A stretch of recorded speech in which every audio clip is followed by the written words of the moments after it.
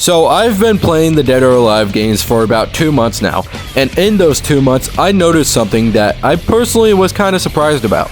So you see, the Dead or Alive series is notorious for how they made the woman's boobies super jiggly, but however, the most popular character in this entire Dead or Alive series is far from jiggly. When it comes to people who have either never played a Dead or Alive game in their life or just got introduced to the series, there is 2 characters you'd probably know right off the bat. These 2 being Marie Rose and Hanukkah, with Marie Rose being the first option of the 2. Usually, the most popular character in the series would be the literal protagonist, but I'm assuming some people find Kasumi too generic to be the face of the franchise, even though the story is literally revolved around her. But this video isn't about Kasumi. This video is about how Marie Rose became Dead or Alive's most popular character. Before we begin, you might be asking yourself, who even is Marie Rose? Marie Rose was first introduced in the Dead or Alive series as a part of DLC in the second part of Dead or Alive 5, Dead or Alive 5 Ultimate. Her appearance alone gives off a hybrid of Little Girl and Blood Witch, which the Japanese must really enjoy. Which, by the way, there is no way Marie Rose is older than 12, but since she's a character in a game that is both a fighting game and a game where people probably get their lotion and tissues ready when they launch it, Marie Rose is listed at 18. When it comes to the actual backstory of Marie Rose, we don't know a whole too much about her, other than she's a servant for Helena Douglas, who owns a martial arts tournament organization known as Doatech. Marie Rose gets sent to find, befriend, and protect our milked up friend, as the some of us call Honkers Hanukkah. That mission failed successfully. Other than that, there's literally nothing else in the Dead or Alive story regarding her. Maybe there'll be more Marie Rose story in Dead or Alive 7. Only one can hope that we get a Dead or Alive 7. As for Marie Rose's combat, her fighting style is some Russian martial art called Systema, which there is way too many martial arts for me to know about all of them, which even then, I don't think Systema is a real martial art.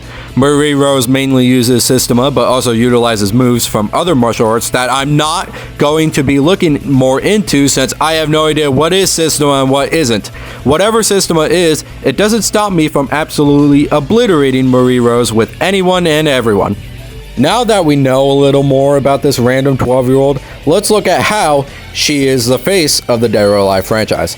Reason number 1 as to Marie Rose might be so popular is because her body type is different than the rest of the characters in the Dead or Alive franchise, which might make sense at first, it might not, and that she's supposedly cute. But she looks like my little sister, for crying out loud. Marie Rose, compared to other Dead or Alive characters, is petite, which if that's what you like, then there's your girl.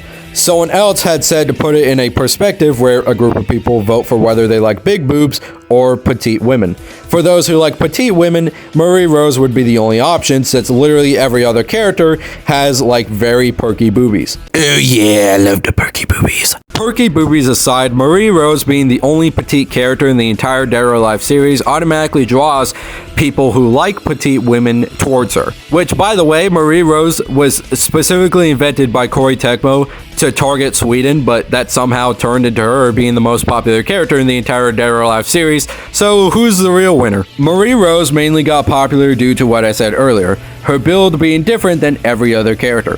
Her and Hanukkah were also specifically made for the Japanese fanbase rather than the American fanbase, which for Japanese audiences, they loved Marie Rose and Hanukkah. For the American fanbase, not so much, which makes these 2 very 50-50 characters. Hanukkah and Marie Rose are both interpreted as anime girls, which once again really helps the case for Marie Rose's rise to stardom.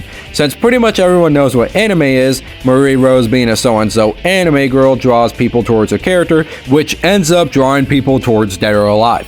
So to break it all down, Marie Rose is heavily loved for having a fresh change of style, and also being so uncommon that people can get attached to rather quickly. But is also hated due to her being too childish and having so-and-so boring outfits, as someone says. But I would give it to her being an innovative character, since some people do eventually get tired of all the jiggly boobs, not myself, and also she heavily resembles a little child, which makes it more likely that she'll be a heavy pick for younger audiences. Or maybe your kid likes Ryu Hayabusa, I have no clue. Petite may not be my personal type, but it is the type for millions of people around the world, which if you like petite, Marie Rose is the character for you. Due to the amount of love people have for Maria Rose, she has been in a numerous amount of TikTok edits, replaced Kasumi as the cover star of Dead or Alive Venus Vacation, became a reoccurring character for Dead or Alive fan art and figures, and overall the character people first play as when hopping into a Dead or Alive game for the very first time. Sometimes I have a hard time believing that Marie Rose of all people is that everyone knows the character even if they don't know the series person for Dead or Alive.